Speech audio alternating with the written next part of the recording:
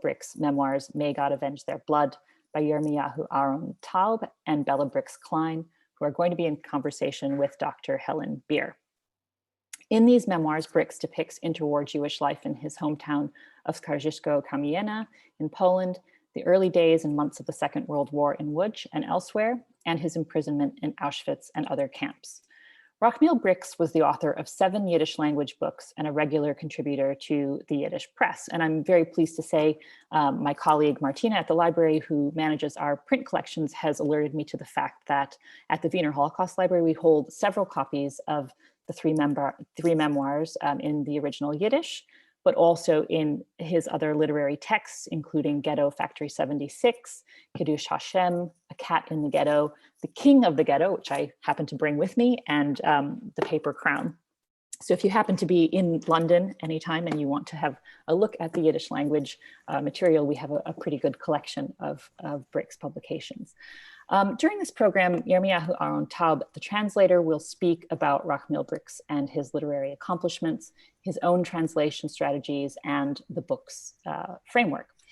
Bella Bryks-Klein, the author's daughter, will speak about her father's life in America, growing up in a Yiddish home as a daughter of Holocaust survivors, and her own research into the manuscripts her father buried in the Łódź Ghetto.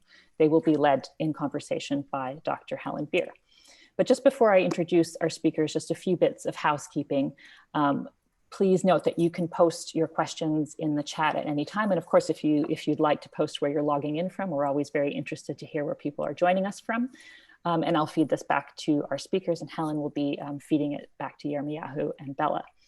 Should you be tuning in from YouTube, where we are also live streaming, you can ask a question there, and my colleague Leah will be feeding that back to us as well. If you have any technical difficulties, just please send me a private chat and we will do our best to help. The formal remarks this afternoon will go on for about 50 minutes or so, and we've left a little extra time. We usually keep our Zoom events to about an hour, but we're going a bit over time because we have such fascinating presentations and discussion to hear. And after that time, we'll take questions from participants.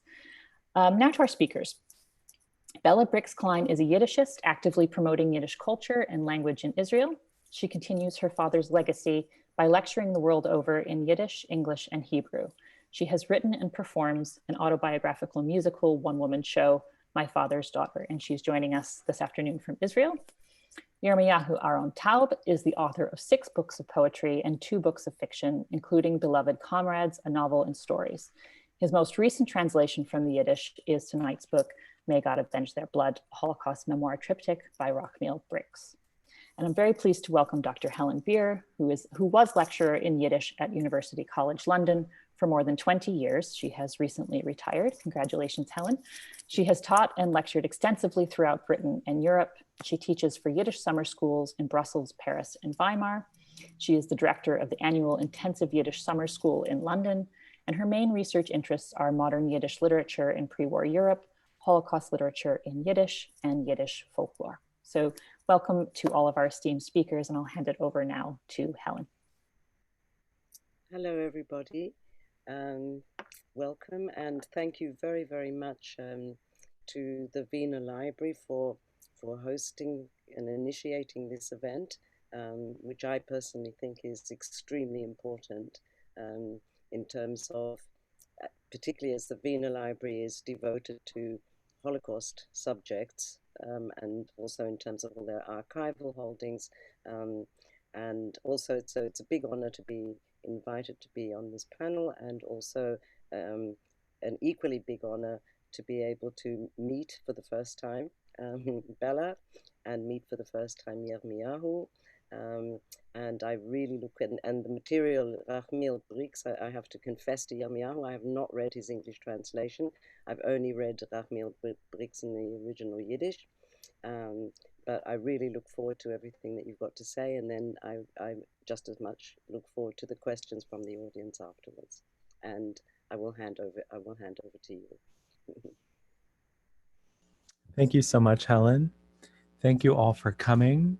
Many thanks to Christine Schmidt, Martina Ravignan, and everyone at the Wiener Holocaust Library for hosting us, for inviting us to speak. And again, to all of you for participating in the celebration of Rachmil Bryks and my new translation of 3 of Bryks' memoirs into English. And here is the book.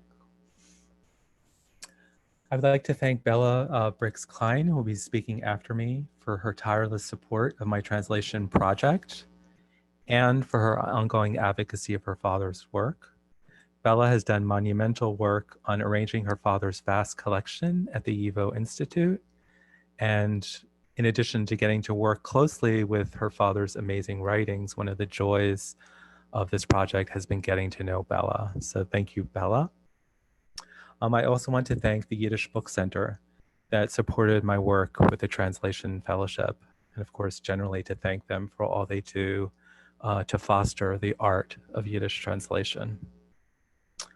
So, who was Rachmil Bryks? And by the way, I should say, if at any point my voice gets really soft or inaudible, just interrupt or somehow convey this to Christine or Helen.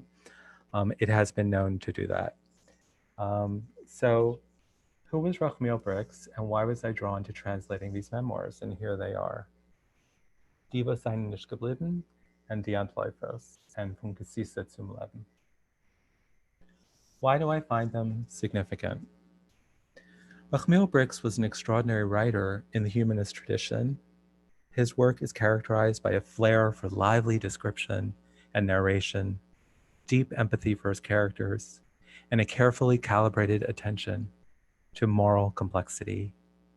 Even in the darkest of circumstances, he's interested in the humanity of all those he is observing, including perpetrators of evil. Bryks was particularly adept at capturing the dialogue of a wide spectrum of protagonists: Jews in the shtetl of every political and religious persuasion, passengers on trains, pedestrians on the street, and concentration camp inmates and guards, among many others. His humanist interest is apparent in the carefully hewn folk style he perfected.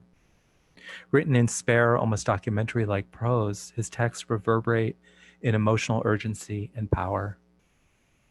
This understatement is quite purposeful. As he argued in How to Write Urban Literature, translated by Joseph Lefwich, how can it, writing about the Holocaust, be done?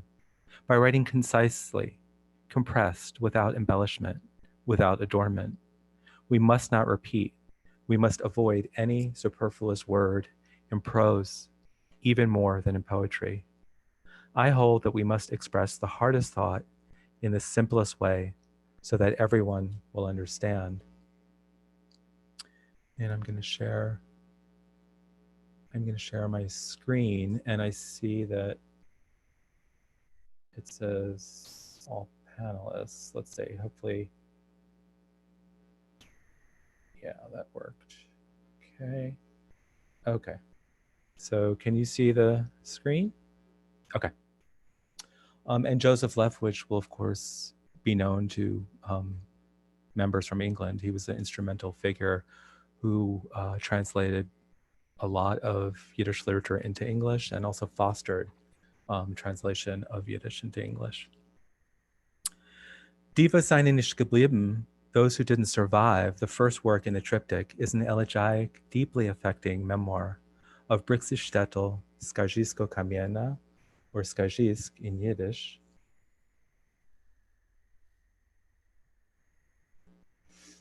And here you can see Skarżysko-Kamienna, Kielce there, Radom there. And on this map, you can see the distance to Łódź, which is another key city, which we'll talk about later in Bryks's life. As its title demonstrates, the first book eschews a self-focused approach, centering instead on the author's maternal great-uncle, Mendel Feldman.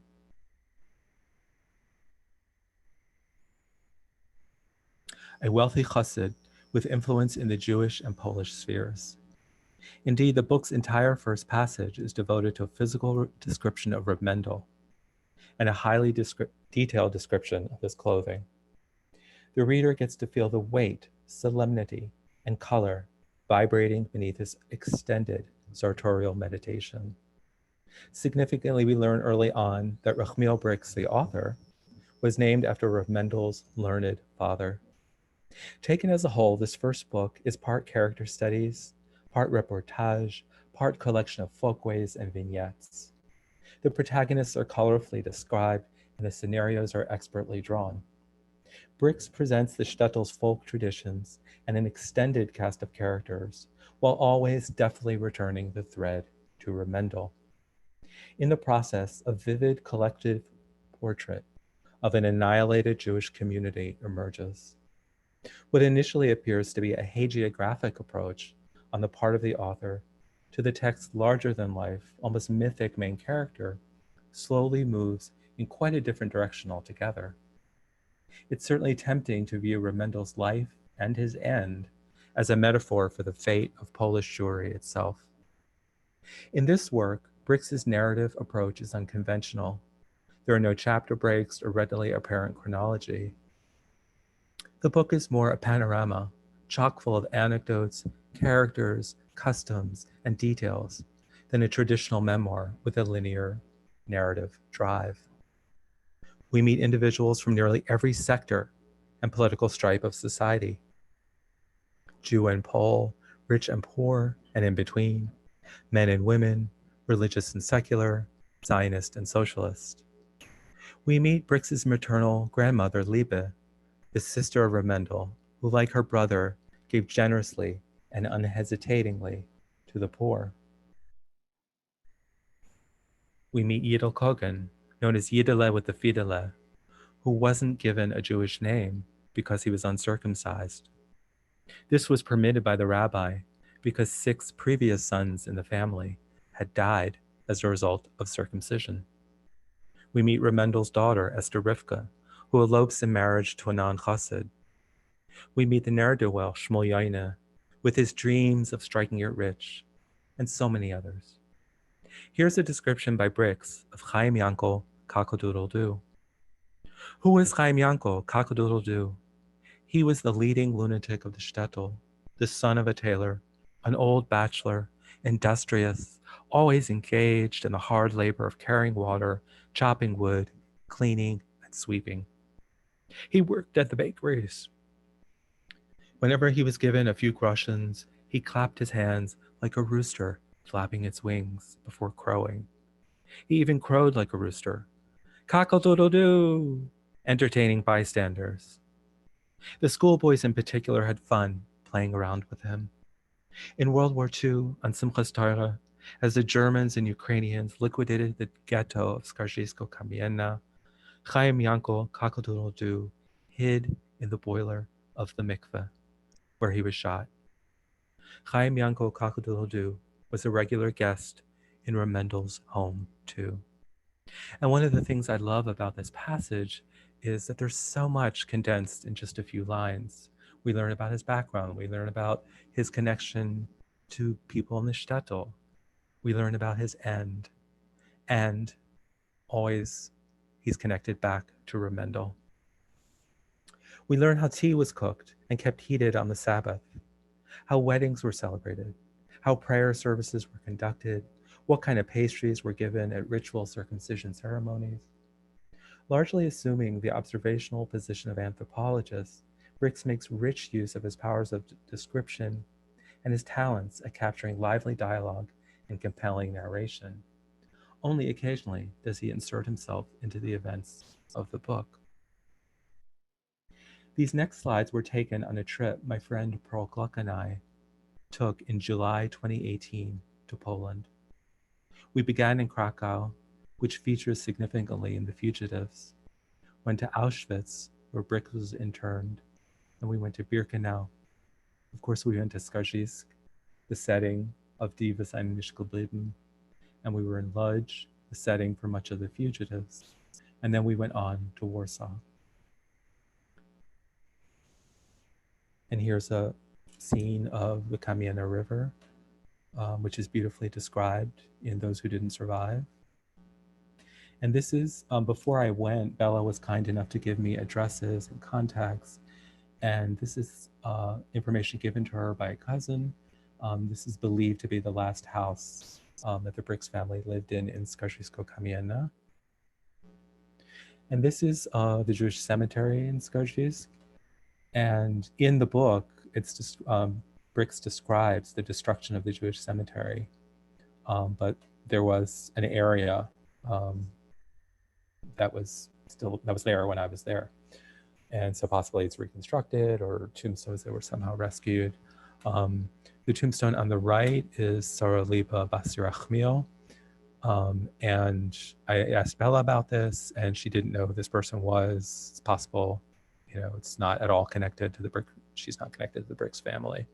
But those are all names those are all four names that are connected to the Bryks family.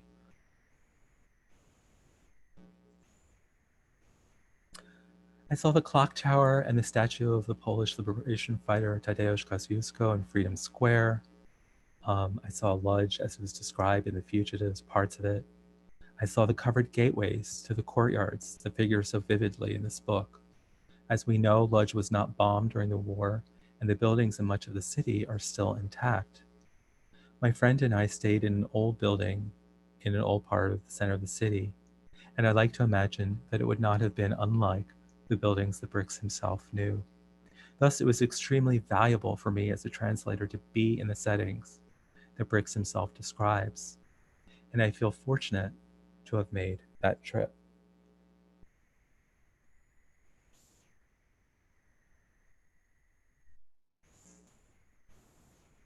In The Fugitives, or Die Antloyfers, in contrast, Bryks himself emerges more fully as a character. Here he describes his experiences from the breakout of war in September 1939 until the establishment of the Łódź Ghetto in May 1940. He portrays the confusion and uncertainty in the population as the German army advances into Poland. In Łódź, the terror inflicted by the air raid sirens, the race to shelter, the search for food as supplies dwindle, are captured to great effect. Mass media plays a pivotal role in the narrative, as Bryks highlights the interplay between actors shaping the political events of world history and everyday people.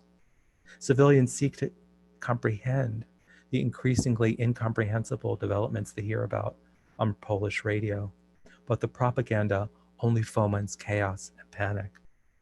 The effects of propaganda are visible throughout both The Fugitives and From Agony to Life, in both the dialogue spoken and actions taken by numerous individuals Bryks encounters in the war years. Some of the most powerful scenes in The Fugitives' work are of the citizens of Łódź on the move, crowding the highways with their valuables piled up, desperate to escape the bombings.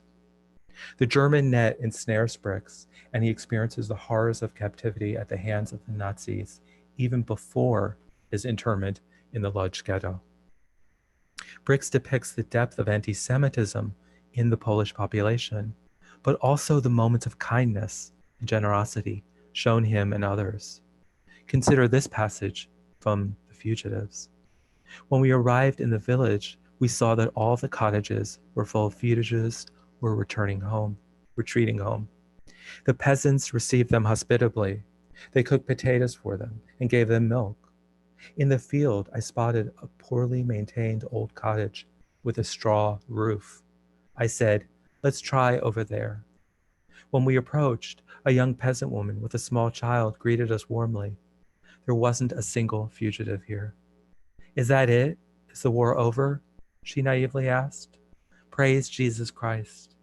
In that case, my husband will also be coming home. Maybe you've seen him somewhere. He was taken for military service 2 weeks ago." How naive she is, I thought. The war has only just begun. And her husband? Perhaps the Germans have captured him. Or who knows, he might have fallen on the battlefront. I envisioned her as a young widow with a little orphan. I comforted her. "Sister, your husband will certainly come home, but it will take a while, because he has got to go by foot, and it's a long way from here." On her young, beautiful face, a hopeful smile emerged. But just as quickly, she grew pensive, and her sadness returned. The woman quickly peeled and cooked potatoes and warmed up some milk. We ate and were refreshed. Then she cut 2 pieces of homemade black bread for us and said, "The mill is still standing, But who knows when I'll be able to ground rye to bake bread. The bread tasted delicious. I marveled at her generosity. After the meal, I took out money to pay her, but she didn't want to accept it. After I pleaded with her, she finally relented and accepted the money. She said that we could sleep in the attic on the hay or in the stable on the straw. We went into the stable, closed the gate, and lay down on the straw. Bryks and his fellow traveler debated whether to stay a while at this Polish woman's house. Bryks allowed himself to be convinced to go back on the road. This decision not to stay at this Polish woman's home would have fateful consequences for them both.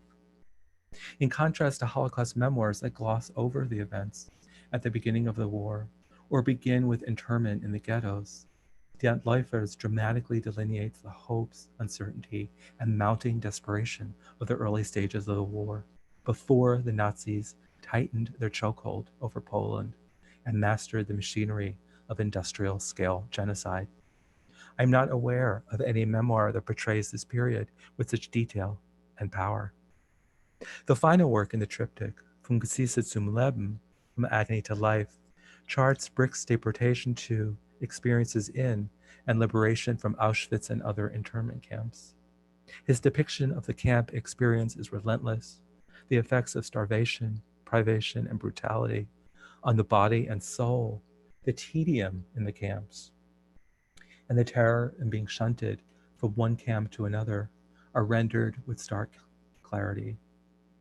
Bryks probes the dark recesses of human agency, sparing no one, least of all himself, from his own unflinching eye.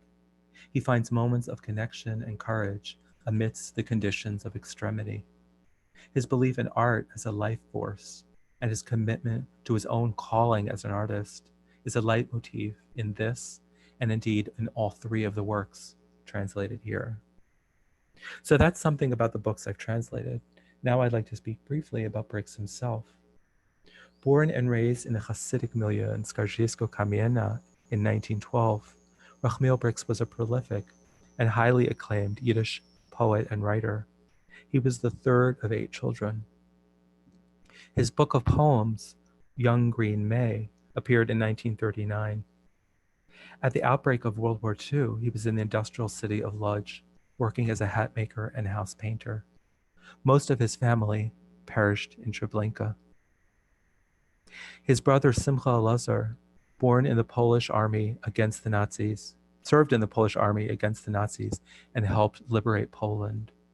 In June 1946, a Polish nationalist shot and killed Simcha and his bride, Sonia Milstein, 2 days before their wedding. And in Rachmil Bryks' collection in YIVO, there are letters from Simcha, including one where he describes his excitement over meeting Sonia and his love for her.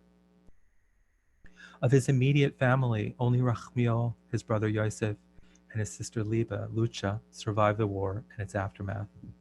Bryks was interned in the Łódź Ghetto from 1940 to 1944, where he continued to write and participate in literary events, and Bella is going to speak much more about that. In August 1944, he was transferred to Auschwitz and then later to Wattenstadt, Ravensbrück, and Voblin.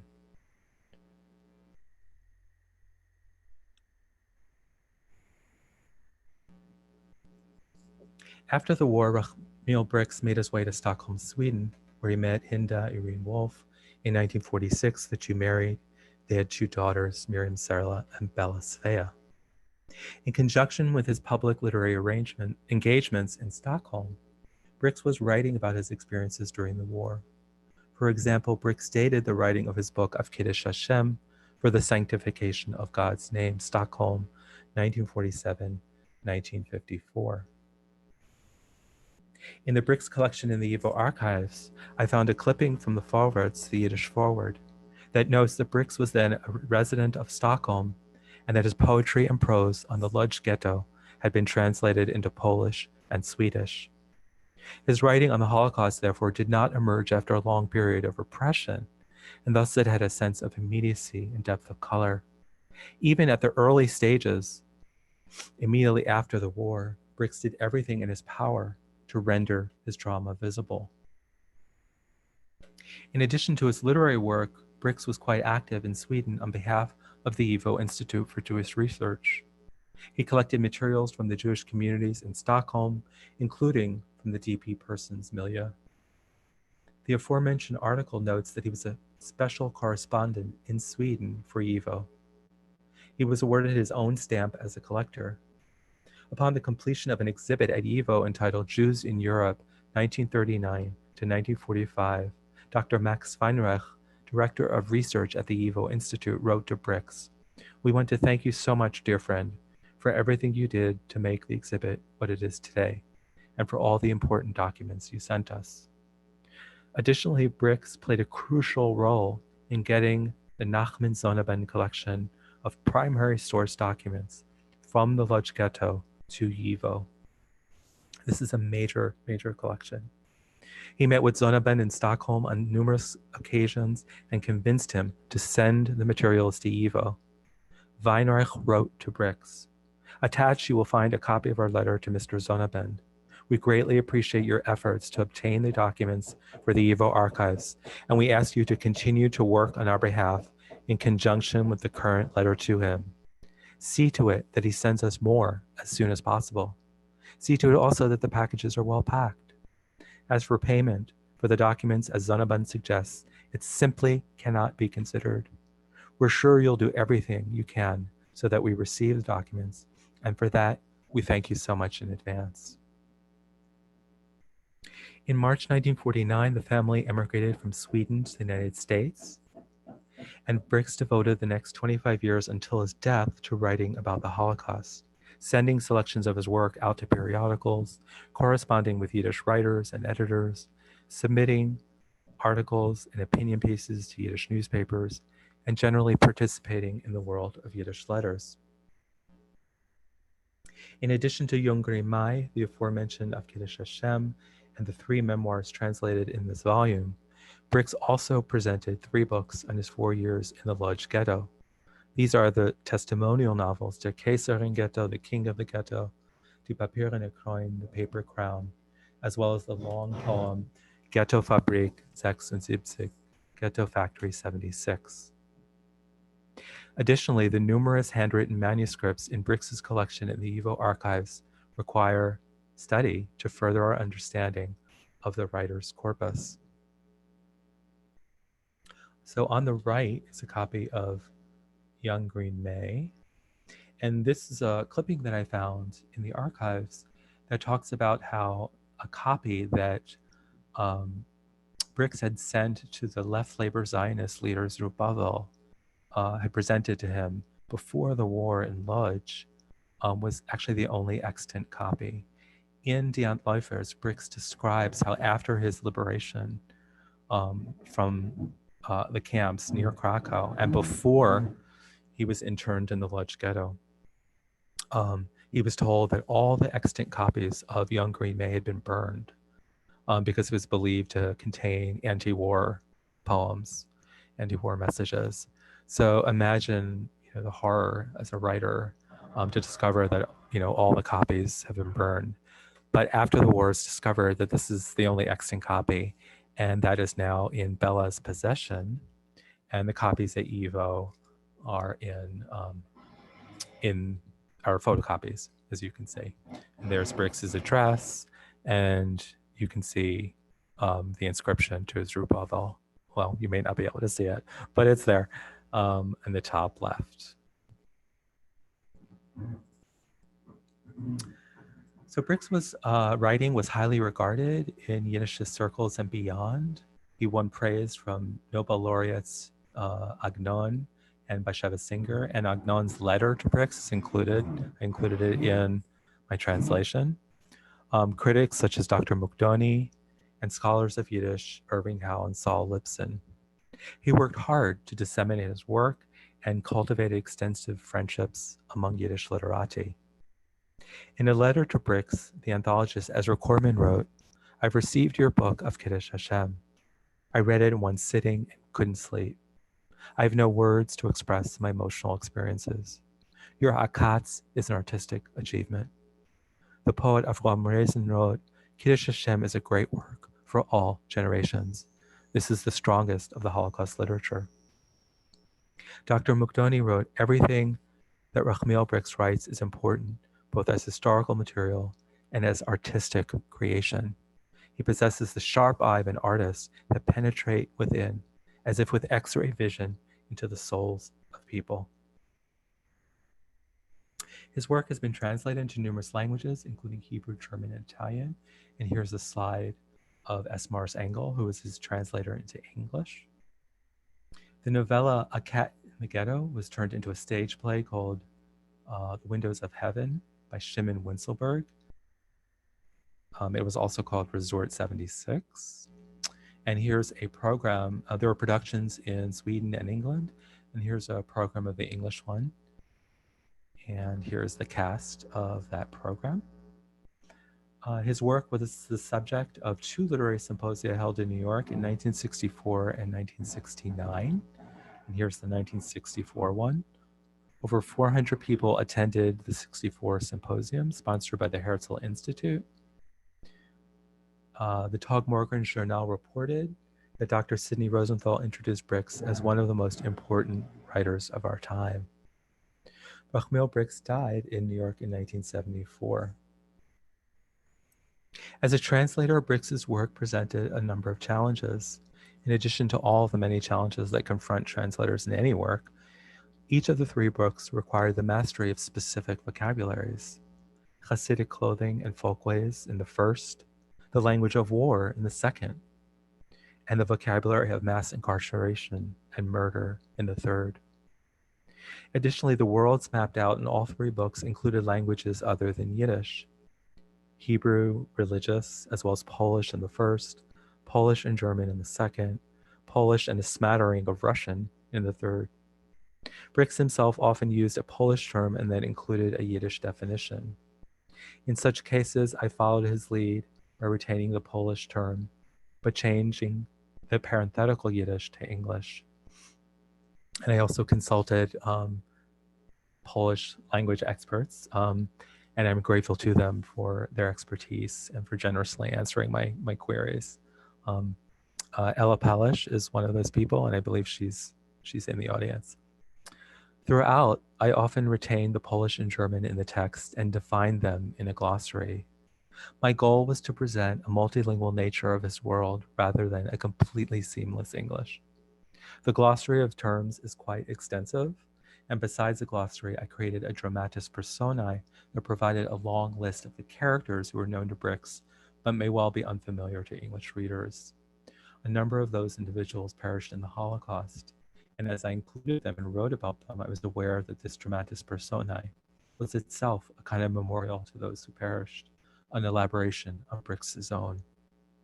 So widely known for his poems, novellas, and stories, it is my hope that the publication in English of Bryks' previously untranslated memoirs will enhance his reputation further.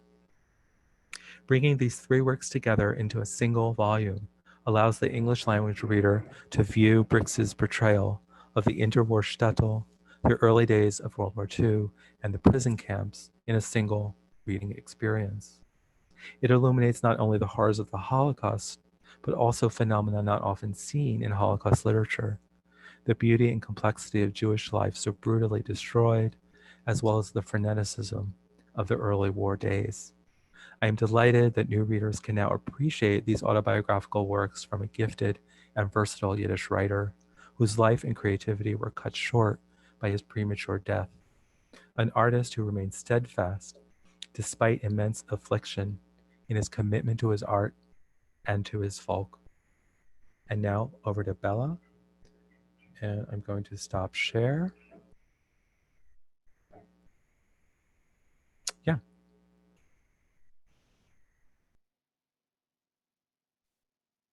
Just need you to unmute, Bella. Yes, I tried. Can you hear me now? First of all, thank you very much to the Wiener Holocaust Library for inviting us to discuss my father's newly translated book. Thank you, Christine, Leah, and Dr. Helen Bear for moderating. And of course, thank you to the translator, Yermiyahu Ahron Taub, who translated it very accurately, wonderfully. Thank you, Yermiyahu. When I hear that someone denies the Holocaust. It makes me very upset because I know that it took place.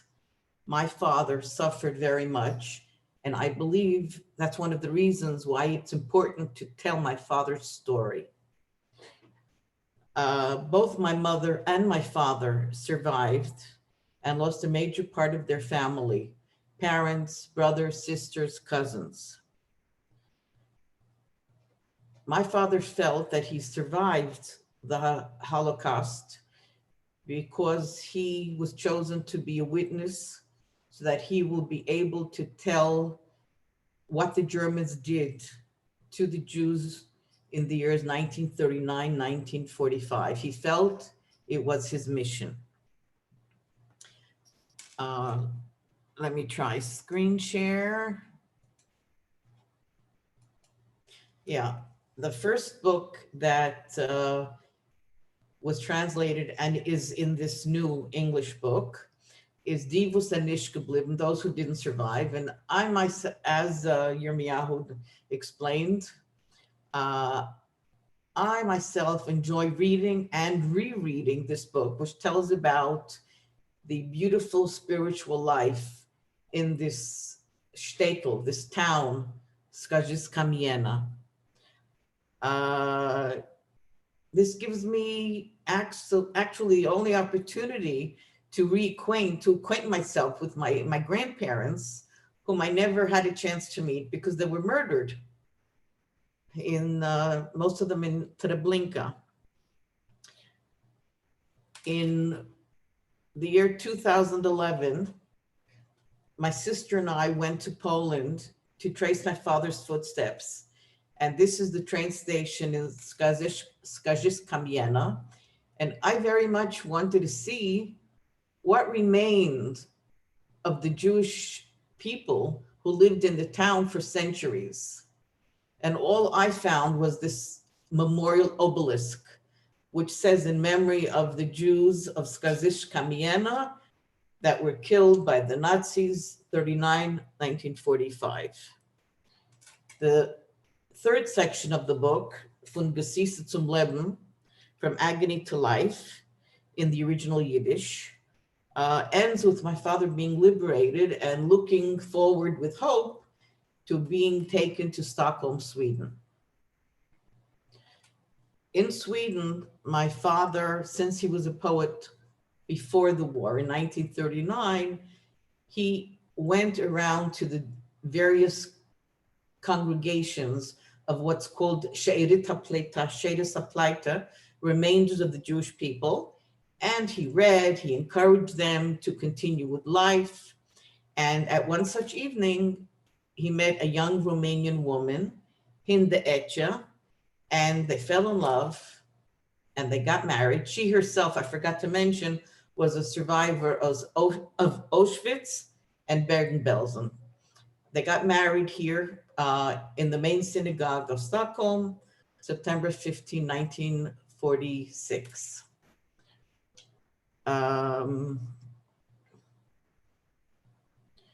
As Yermiyahu related, my father was the official YIVO representative, and he sent Dr. Max Weinreich, the director of YIVO, many important documents. Also the Zonneband archive, and also the situation, the condition of the Jews in Sweden post-war. A great deal of correspondence can be found in my father's very large archives in the YIVO, for which I made a finding aid. Papa had applied for immigration to the United States, and with the aid of the YIVO and Hayas, Hebrew Immigrant Aid Society, the family arrived in New York in March 1949. That's my mother, my father, that's my big sister Miriam, and I'm the fat little baby. My father wanted to come to New York City because that was the center at that time for Yiddish writers and for the Yiddish press. Miriam and I received an East European upbringing in Manhattan. And you could see that my mother even dressed us in an East European style.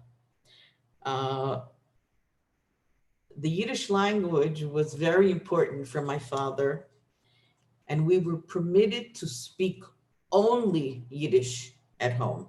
We were not permitted to speak English at home. It was very important for my father that his children continue to know Yiddish. I was about 5, 6 years old. This is me. And my father had a lot of patience to sit with me.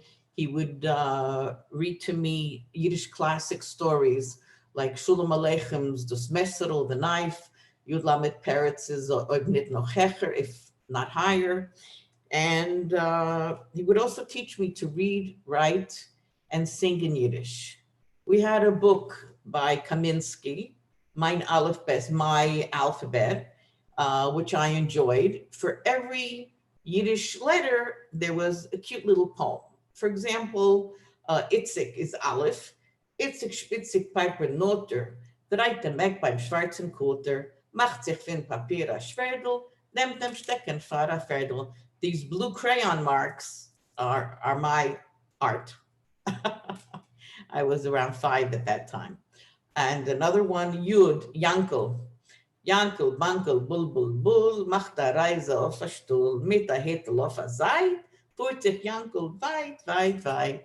I enjoyed this. It was a lot of fun. One of my earliest memories from home is, of course, seeing my father sit at the table and write.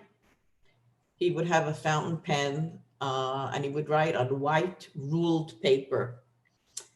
Every time he sat down to write, he always wore a white shirt, a tie, a jacket. And I believe he wanted to show respect to the characters about whom he was writing. My sister and I, of course, were very young and we couldn't understand exactly what my father was writing about, but we knew it was important. Miriam and I used to play quietly in our bedroom. If we would make a bit of noise, my mother would come running in with her lips, with her finger on her lips and say, "Sha, Papa schreibt." Shh, Papa is writing. Mama created an atmosphere, an environment conducive to my father's writing. I felt there was a certain intimacy, a bond, an understanding between them as they both had experienced the Churban, as we called the Holocaust at home. Mama knew Yiddish well, and even the eminent scholar and researcher, Dr. Mordechai Schechter, interviewed her many times and learned from her many Yiddish traditions and proverbs from Transylvania and Romania. Mama was an exceptional mother, a wonderful balabus, the homemaker. She kept a strict kosher home.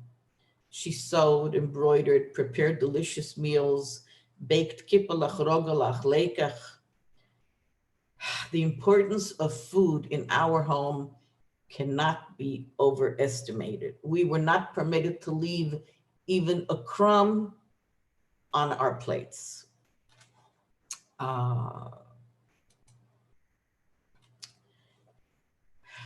Papa couldn't keep a steady job because of his poor health. And we never had money at home. We were brought up with love and spirituality. Material things were not important. Mama did not own any diamonds or what was popular then, minks, furs. She used to say, zaynen meine Brillanten. They are my diamonds, pointing to my sister and to me. The truth is that my father, we, could have had an easier life, but he refused to submit a request for Wiedergutmachung, German reparations money. Papa was a man of principle. In his first book, he added a customized stamp declaring No German reparations money was used to print this book. He also refused to be included in the first lexicon of modern Yiddish literature, Lexikon für die neue Jiddische Literatur, which was published in 1956, and it was well known that it was financed by German reparations money. In my research at the Ringelblum Jewish Historical Institute in Warsaw, I discovered that even in the Łódź Ghetto, Papa could have had an easier life. In the beginning, the first days of the ghetto, he recited before young people in an orphanage, and its director came with an offer that he should continue to recite before the group. And the director would be sure that my father would have meals, but only one condition, that the director select what my father should read to the group. And my father said, no. He said, an artist cannot be dictated to. He cannot be told what he may or may not recite. And so because of his principles, he starved 4 years in the ghetto.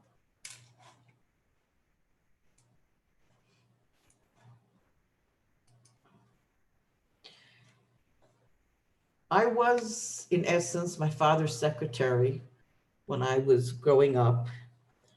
I assisted him with writing letters in English, with mailings, some translations, general office work. He took me along to the editorial offices of the Yiddish newspaper, where I met other Yiddish writers. Papa used to travel to sell his books and was invited to Yiddish-speaking communities, for example, Miami, Baltimore, Montreal, Toronto. I remember he even once went to Havana, Cuba.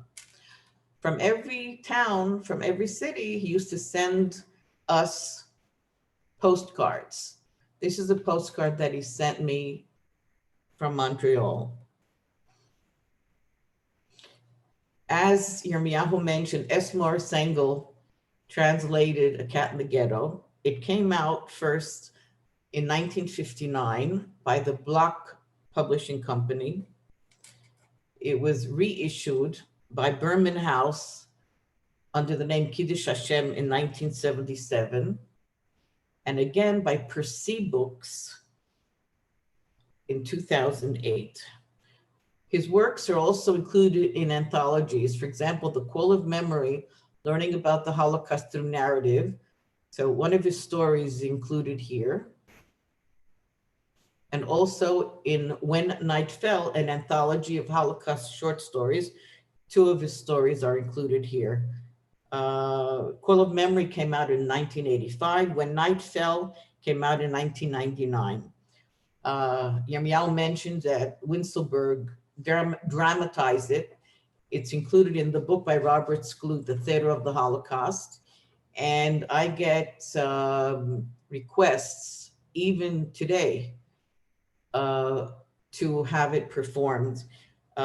Most recently, almost a year ago, in October 2019, it was performed in Whitewater, Wisconsin, in the drama department of University of Wisconsin.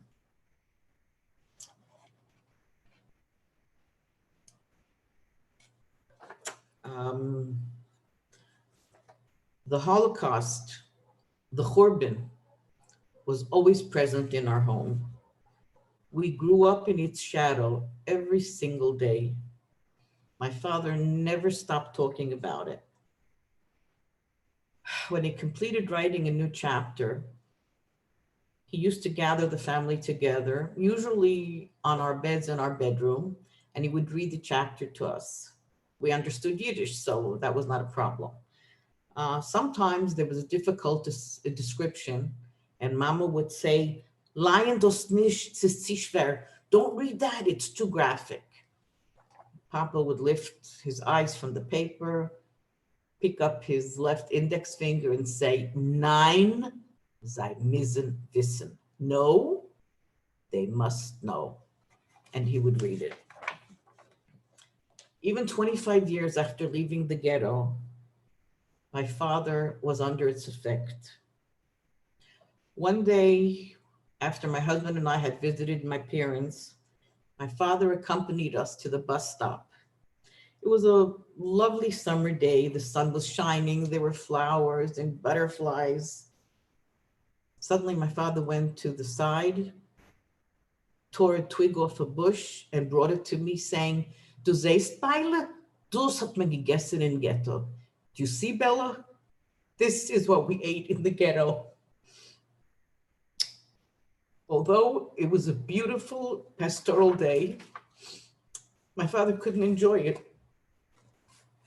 I realized at that moment that in his mind, my father never left the ghetto.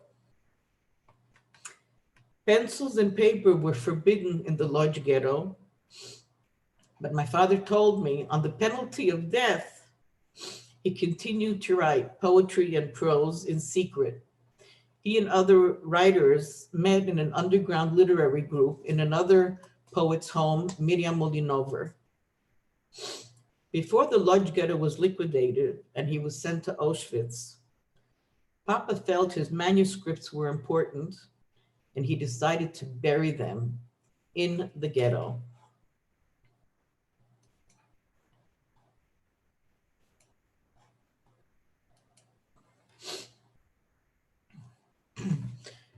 This is one of the postcards that Yermiyahu had mentioned from one of his younger brothers that survived, Simcha. You can see the date, it says Skarżysko 16V 1946. Simcha is writing to my father saying that, apparently in answer to my father's postcard from Sweden, saying that they will look for my father's documents. He gave them the exact address. I think it's the 8th line, Leuter Mierski 12. Although the chances were slim since 2 years had already passed, miraculously, they found the bundle of papers. It was given to Nachman Blumenthal, who gave them to Zich, which is today the Ringelblum Jewish Historical Institute in Warsaw. My father appealed to the Institute to send him copies of his papers. They demanded that he come to Poland personally. Since my father vowed he would never again step on Polish soil, he never knew what actually survived, and he passed away not knowing what is there in the Institute.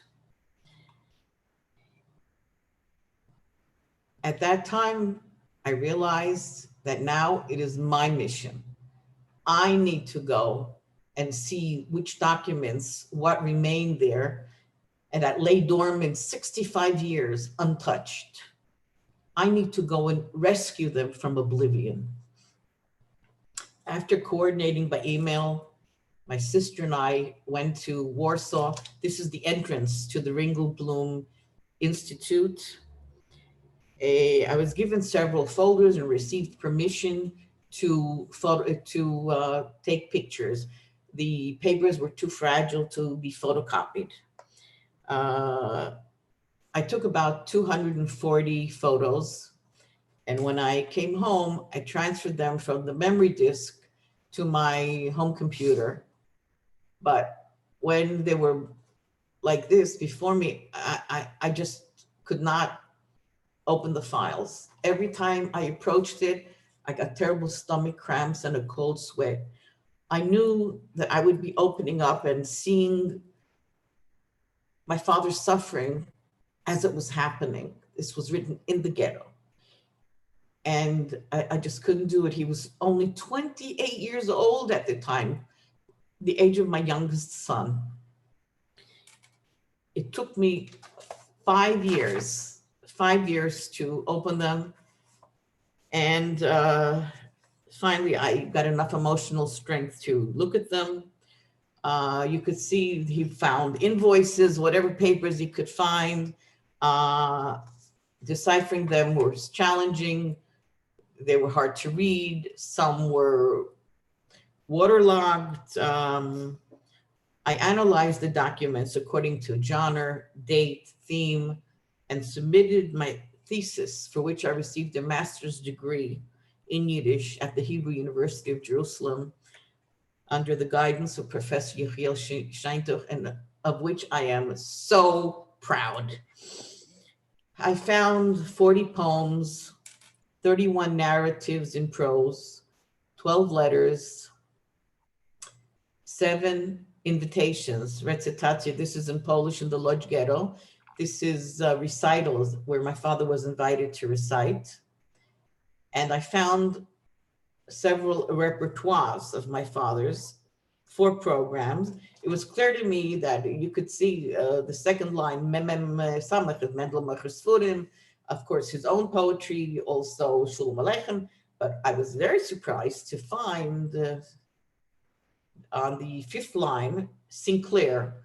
My father recited a fragment from the book Boston, which I found extremely surprising because my father never had a formal higher education. And yet he was an autodidact. He read so much and he was aware of an American book in those days. One of his poems, this is also from the Łódź Ghetto, Nicht verzweifeln, do not despair. I found this in 3 different versions. And the last version, my father wrote in his handwriting later in New York. I don't know if I have time to read it. I'll try. Nicht verzweifeln. Es ist nur ein durchweindiger Wind. Nicht verzweifeln, mein Kind. Wir sind ein alte Bäume, tief und breit in der Erde verwurzelt. Mit großen Kräunen, wo spazieren die Welt. Starke Sturmwinden können von uns die Blätter noch abreißen, die Zweige abbrechen, aber nicht die Kräunen. Starke, tief verwurzelte Bäume können Winde nicht ausreißen, nicht auswurzeln. Wir sind in Bäume ewige, was geben der Welt peirisch Speisendicke. Wir wollen eibig sein. Es ist nur ein durchweindiger Wind. Nicht verzweifeln, mein Kind. Do not despair, we are an everlasting people. My parents loved the state of Israel. This is a picture that a journalist snapped when Ben Gurion, the first prime minister of the state of Israel, came to New York for the first time. They gave him a parade on 5th Avenue. My sister and I are each holding an American and an Israeli flag. When my father passed away in New York in October 1974, my mother decided to bring his body for burial in Israel, and she bought the plot next to him. So they're both buried in the holiest place, the Mount of Olives, Har HaZeitim in Yerushalayim. So in essence, my parents made Aliyah after their death. Our Zoom talk is taking place at a meaningful time because my mother's yahrzeit, she passed away Erev Rosh Hashanah, which was about 10 days ago. And my father passed away on Sukkot, which is next week. So my mother passed 20 years ago and my father passed 46 years ago. My father wrote me a dedication in his book of Kiddush Hashem. Mein liebe Tochter Beila Svea, a Matona mein Seiferl, geschaffen mit Jesirem und Tränen, als a geistige Matzeive für deine Eltern in Mischbuche, wo sind umgebracht geworden durch die Deutschen und seine Mithelfer, Yemach Shma min Tafshin Hei.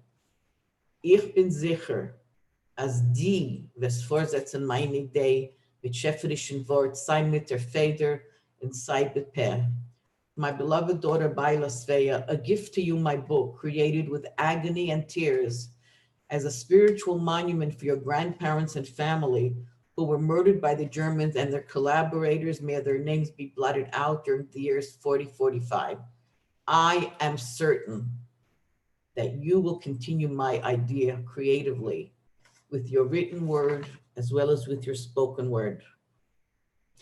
I realized later that this was my father's will. And with this Zoom meeting, I am fulfilling his will. Thank you very much.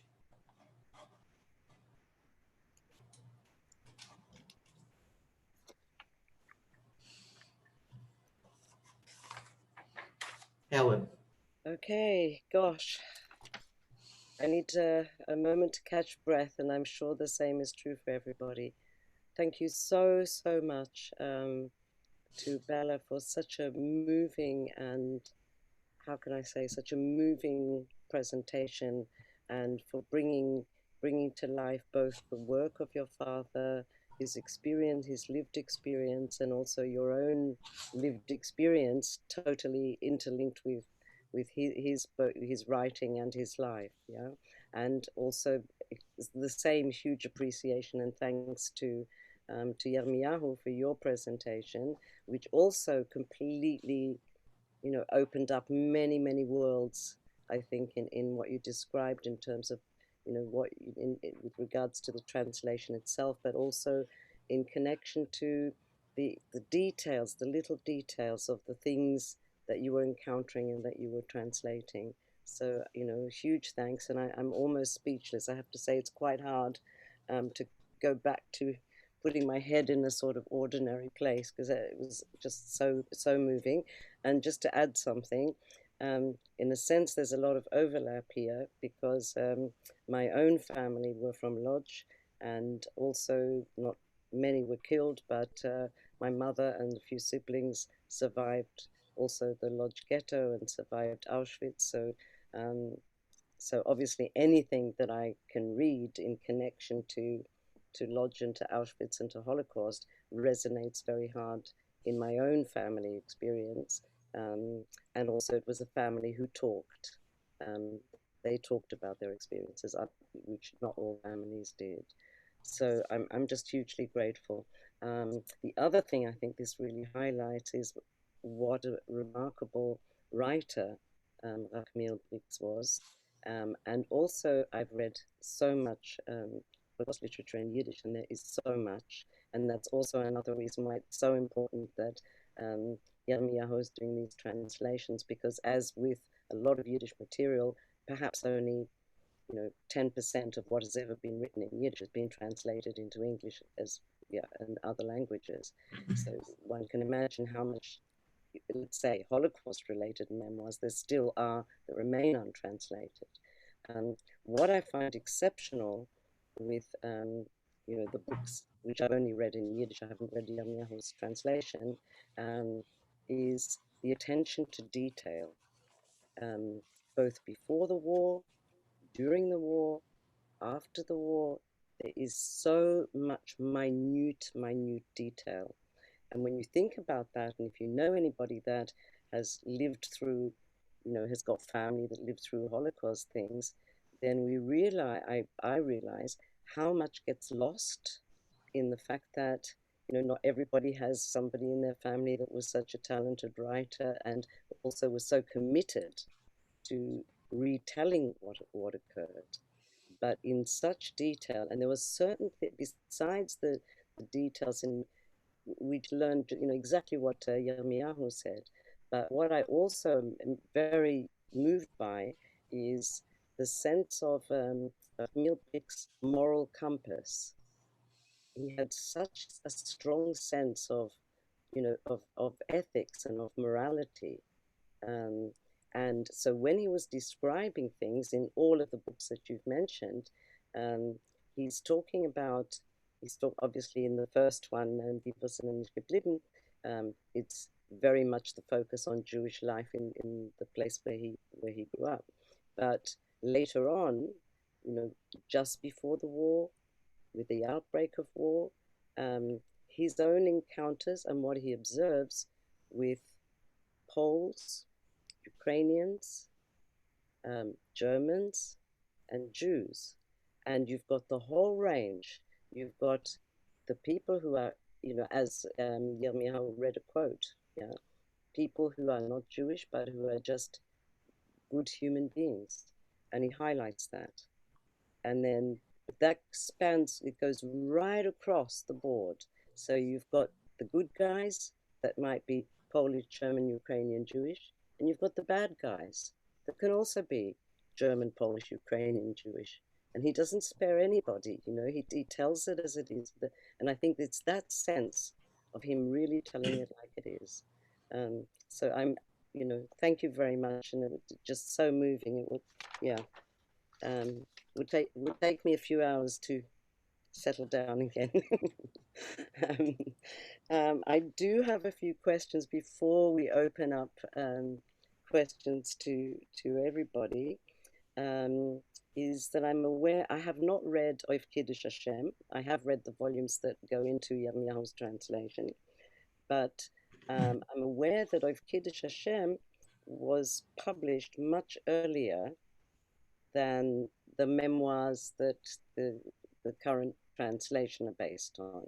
So my question is, do you, to both of you, is do you see a big difference between what was published? So presumably he wrote of Kiddush Hashem much earlier than Die zaynen nicht geblibn and the antloyfers and so on.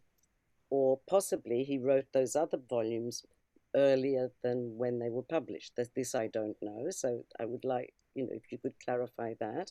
But also, is there a difference between how he wrote about his lived experience in the period immediately after the war and what he was writing in terms of his lived experience much later? Do you detect any sort of difference at all?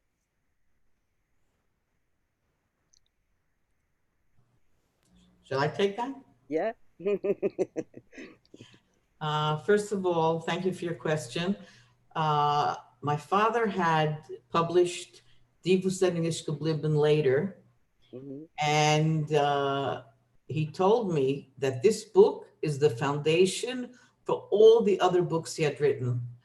I can guess that writing about the Łódź Ghetto is hat ihm gebrannt. It was more important for him to put down on paper his thoughts. He had a phenomenal memory.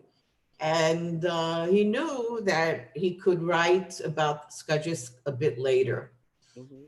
That's the explanation I have. Is there a difference in the writing? I don't think so. Both are full of detail. Some of it is first person. I think both are important. In his eyes, they were both very important. And another question. I just want to add to that. Sorry, Yermiyahu. Yeah. Yes, I just want to add. I mean, one thing I didn't get into is that Rachmil Bryks was known for his pioneering use of dark humor in Holocaust literature, and that is really that's definitely visible in some of the early. There's this, especially at Katz in the Ghetto. There's this kind of sly, sardonic wit, you know, figuring onto this cat figure, and it's just kind of surreal. It's definitely a trip. I definitely think people should read it. It's kind of unparalleled. I mean, these books strike me as more, well, especially Die zaynen nicht geblibn strikes me as more elegiac in tone. There's definitely like a sense of playfulness throughout. There's I feel like the tone is tender in Those Who Didn't Survive. It's not exactly sepia, because, you know, he's very aware of like power relations and power structures within Skarżysko, but there's the overall tone is just it's warm and loving, not without criticism, but yeah, warm and loving. And then in the other two books, that moral complexity that shines through it. But, you know, it's also in the Łódź Ghetto novels as well. Like, you know, he tries to understand the figure of Rumkowski. It's been a while since I read those. So, yeah, I would say the tone is somewhat different. We should mention that Die Antloyfers and Fugitives zum Lebn were published posthumously. They were in very good shape. Like, you know, I've worked with other posthumous works where you just, you know, you can tell the author didn't have a chance to do her final or his final edits. But in this case, they were very polished and they were very ready. And Beryl Kagan did a great job. And there's also like a stellar bibliography of works by Bryks and about him that's in the blue volume in this Die Antloyfers and Fugitives zum Lebn. So yeah, those are some differences in tones. I would say there's less dark humor overall in these three books, but it's not absent either. So yeah. Yeah, I'd like to mention that these are memoirs. The others are more artistic. And I'd like to point out that my mother, after this last book, Die Antloyfers and Fugitives zum Lebn, was ready for print, as almost ready for print. And my mother published the book to my father's first yahrzeit. She knew how important it would be to him. And as far as the bibliography is concerned, I would like to point out that my father was meticulous in collecting and in writing, and he had little index cards. Every single article, fragments of his work that was printed in the press or in a Yiddish journal, he made a card out of it. So preparing the bibliography was easy, relatively speaking, because my father had prepared it. Thank you. I think what's also interesting is that in the memoirs, one of the things that gets flagged up is just in terms of his own descriptions of what's happening in any given moment. He seems to also be carrying the awareness the whole time that he's got to survive. He's got to be able to live through this because he's got to be able to bear witness.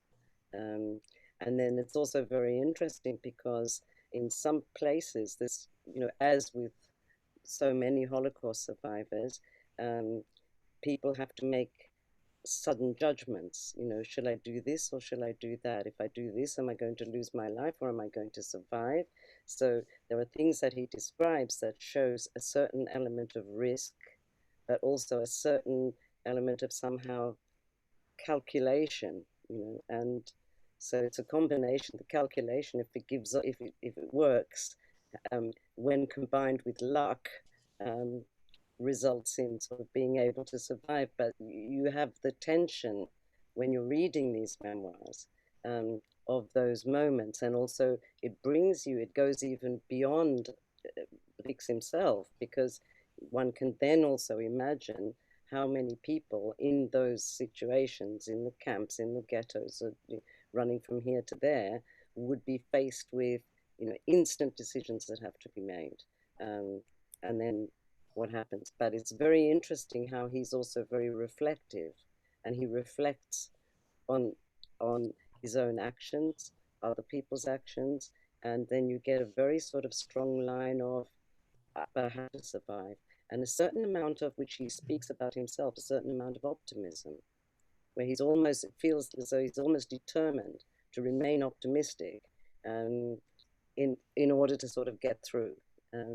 So I don't know what you think about all of that. Bello? Yes, my father was optimistic, and that is a leitmotif that is woven into his writings, the optimism that the Jewish people will survive, that he will survive and be able to bear witness and write about the experiences. That was important for him. He even, in Die Antloyfers, he even when he goes in the chapter, when he goes to meet Mordechai Gebirtig, this is after he's been liberated from the camps near Krakow. And there's absolutely a haunting chapter. One of the things I didn't really get into is how incredibly magical my trip to Poland was, and how it just kind of blew my mind. And there was just so many things that happened along the way. One of them was meeting Uwe van Zeltman, who was then working on his biography of his German language biography of Gebirtig. So I had known Gabi because I had worked with her on a translation for her film, The Great Synagogue in Modern Memory, something like that, where she did an experimental film which had the voices of Irena Klepfish reading parts of her dedication to Bashert, her poem, and then I translate part of that into Yiddish, and then Irena read those two, and then Paula Savitska, who is a friend of Ella, who's in the audience. So there's a lot of things that happened to me in Poland, and one of them was meeting Uwe. And so when I showed this chapter of Gebirtig's meeting with Bryks, do you imagine you just getting out of the hell of German incarceration, and you have to meet Mordechai Gebirtig because you're in Krakow, and there is that incredible, like, plucky determination that just rises out of these pages. And you know, he asks people, like, how do I get there? How do I get there? It's really just an incredible moment. And there's an excerpt in the Yiddish Literary Journal, Inge Web, where I kind of frame this meeting and how my meeting with Uwe kind of parallels Bryks's meeting. You know, a translator of Bryks gets to meet a biographer of Gebirtig, paralleling Bryks meeting Gebirtig. And it's just like this crazy, like, fluke. And so Uwe had no idea about this event, about this meeting. And so he was just delighted to learn about it. And he said he told his publisher to stop press and that he wanted to include it into his biography of Gebirtig. And so that's what he did. And, you know, it's just because, like, I was in Poland, you know, like. I have to add, by coincidence. Yeah, and there's moments like that. They're actually, like, throughout the book where Bryks, as you were saying, Helen, like, Bryks had incredible ability to both be in the moment and be outside. Of course, you know, he's writing it many years later, but he has this ability to both capture the moment, capture the reflection upon it, like the meta, you know, the moment and then the meta moment, and this kind of interplay between the two. And it kind of makes for some really gripping reading. Like, he's so good at kind of creating this dramatic tension and flow, and then also reflecting upon it. And it is, as you were saying, like this weird combination of luck and fluke and the fact that others admired him. He'd already had a reputation as a writer, so that gave him, I mean, people came up to, you know, said, like, you have to survive because you have to write about it. They asked him to recite. He was known as a reciter. I mean, his knowledge, as Bella was saying, of the Yiddish literary canon is apparent in these memoirs. Like, where he gives recitations and talks about what he was reciting. So yeah, all of those things absolutely come into play. But yeah, the moment in Krakow and that moment of meeting with Gebirtig, which also just struck me as an embodiment of all those things you were talking about, Helen, like where it's luck, but it's also, you know, determination to kind of make it happen. You know, incredible savvy and, I don't know, can I say that? Like, kind of street smart. Like, he does have a kind of, there's a kind of awareness, like hyper awareness of the situation and how to navigate it. And so, yeah. And he's also noticing things, and he watches things. He also hears what other people are saying. And some of them carry, the things that he hears people say carry wisdom, and some of them are not so wise, and some of them are just responses to, you know, various bits of propaganda that's sort of dished out on the streets. And he's very discerning. He seems to be able to understand, you know, probably more than average person, okay, yeah, I've heard that, and I better keep an eye on this, and know that's silly, and also sometimes there are moments in the memoirs where he'll make, I'm quite surprised at some of the comments that he makes to people, probably at his own risk. So whether it's a Polish person or a German guard, and he thinks about, in the memoirs, he describes also how he reflects upon this, but then he'll just come out and blurt out and say, well, how can you believe in Jesus Christ and treat children in this way, for example, right? He'll say to a non-Jew, right? And luckily, those moments didn't sort of result in his own demise. But I also, on reading the memoirs, was full of admiration that he took a stance clearly in moments where it would have been so dangerous to say some of the things that he said to some of the people to whom he said them. So yeah, but I'm just wondering, and I don't know what Christine thinks, but we're getting close to the timing, and we've been saying a lot, and I mean, I think we could keep talking about this for at least another 2 hours. Does anyone in the audience, did they write down any questions? Well, that's what we need to check. If anybody in the audience have specific questions. There was a very early one from Alan about the cover of the book. I don't know if you happen to see that, Alan. It's a building in the Łódź Ghetto that the publisher selected. Is that correct? Yermiyahu, they chose it. We did not. So it's a building in the center of Łódź. So it's not necessarily the Łódź Ghetto specifically, but it could very well have been. But it's definitely downtown Łódź. Looking to see if there's any others. There's lots of lovely comments. Hopefully you've seen those, Bella and Yermiyahu. There was somebody was asking just a general question about the Yiddish language, saying that there are different varieties of Yiddish, and well, that's a whole topic in and of itself. But Yiddish was standardized very late only in the 1930s. The standardization follows the Lithuanian pronunciation of Yiddish, but is not identical to the Lithuanian pronunciation of Yiddish. But then, depending on where people came from, sort of all over Eastern Europe, you've got huge varieties within the Yiddish that was spoken. So prior to the start of our meeting this evening, Bella and I were talking about our mutual inheritance of Yiddish from Łódź, which is different from the standard Yiddish that follows the Lithuanian pronunciation.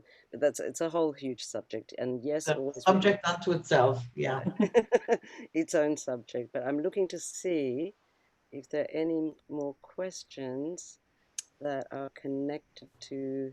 If I could jump in with one, actually, because I think there's lots of great comments, but if I could just come back to the dramatis personae that Yermiyahu mentioned. And I just wondered if Bella, if you met any of the people who survived in that list, and if you could comment on whether your father kept in contact with other survivors he may have known from the war. Obviously, we've heard about Gebertig, but I just wanted to. We were raised in New York City, and the only people that my parents were in contact with were those who were Holocaust survivors and spoke Yiddish. I thought all the Jews in the world went through the Holocaust. I didn't know, and that everybody knows Yiddish, because we didn't know anything else. Most of the people that my father described in the book, I mean, they're gone. But Mendel Feldman, for example, who Yermiyahu discussed and showed pictures of him and his wife. So their great-grandchildren live in Israel. They're my distant cousins, and we're in touch with them. I'm in touch with most of my second and third cousins, and that also binds us. The ancestors whom we never got to meet, the children who were never born because they were murdered then. And I'm sorry, I'm just emotional. I'm also recovering from my presentation. It was a wonderful presentation. Thank you. Looking to see if there's any others. Helen, have you? I'm not. noticed? I'm I think seeing we've lots of very nice comments. lovely comments. But I'm Ah. actually seeing any questions. Ella's jumped in with one. I see a question here. Are there any other writers that Bryks liked? Well, we lived in New York, and I did go to Isaac Bashevis Singer's house. I went to Aaron Zeitlин's house. There was the poetess Reza Zhechlinsky. There was the writer Shia Tenenbaum. He respected them. Melech Ravitch, who was a journalist. Of course, Joseph Letwich, who it translated one of his My Credo stories, beliefs. But I must say that in the small world of Yiddish writers, there was competition. I can't really say that anyone was a friend. There was a colleague. I mean, nobody met for coffee or tea or invited them over, you know. He belonged to the Yiddish Pen Club, and there were colleagues.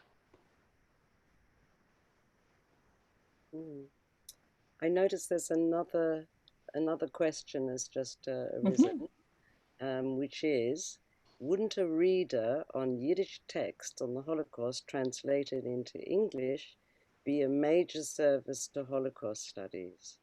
And then the next thing is a retirement project for me.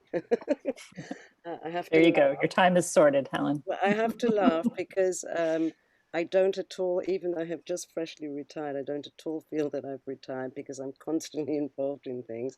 And interestingly, this is from Dan Stone, interestingly, within the last couple of days, it's been suggested to me to translate the Yiddish memoirs of a Yiddish actress who during the Holocaust ended up going a whole sort of circuitous route which landed her in Shanghai. So I haven't yet decided whether I'll accept that because there's only so much a person can do. But yeah, all I can say is that I've retired from UCL, but I'm not retiring. So that's from Dan. I'd like to. It is a good idea. It is a good idea. Yeah, I'd just like to add, as Yermiyahu mentioned before, there is a vast amount of Yiddish literature not dealing with the Holocaust that has as yet not been translated. Yeah. It's still locked away to the English reader. And part of this is the Holocaust literature. And I am forever grateful to Yermiyahu, and I commend him for his willpower, for his desire to select my father's book and translated it. He translated it for the English reader. These are the books that need to be out there because there are deniers of the Holocaust. It's people like me, second generation, who have to tell, because the first generation is, I hate to say the word dying, but is leaving us, and they're not going to be around anymore. And we need to let people know that I know from my own skin, from my own life, that it happened. And we need to tell Absolutely. others. Absolutely. I would recommend another thing besides, I totally support many more translations because it's absolutely true what you're saying about the small percentage of Yiddish works that have never been translated. But I would recommend another route, which is study Yiddish to a high level, if you haven't already.